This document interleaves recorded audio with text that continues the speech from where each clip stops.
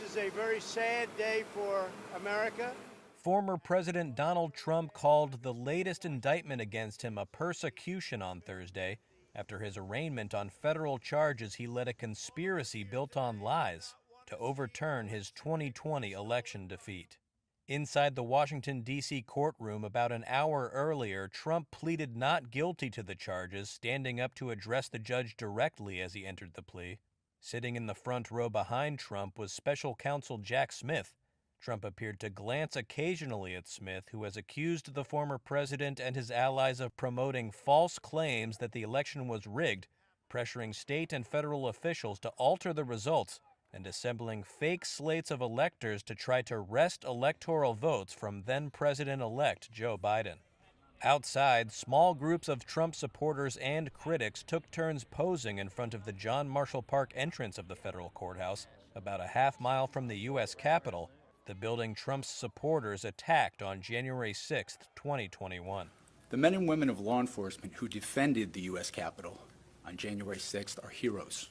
On Tuesday, Smith announced the 4 felony charges, including conspiracy to defraud the United States, to deprive citizens of their voting rights, and to obstruct an official proceeding. The most serious charge carries a maximum sentence of 20 years in prison.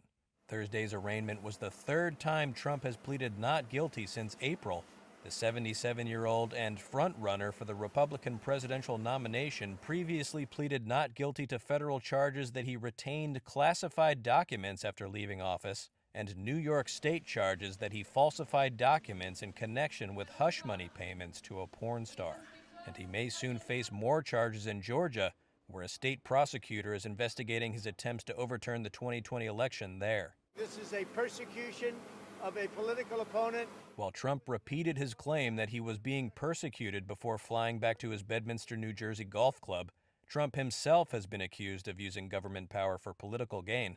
His first of 2 impeachments in 2019 was for pressuring Ukraine to investigate his Democratic rival Joe Biden before the 2020 election.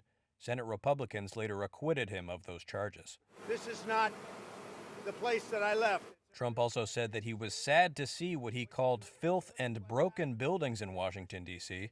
When he left office, the city was barricaded and occupied by thousands of National Guard troops after his supporters broke into the Capitol in a failed attempt to stop Congress from certifying his election loss.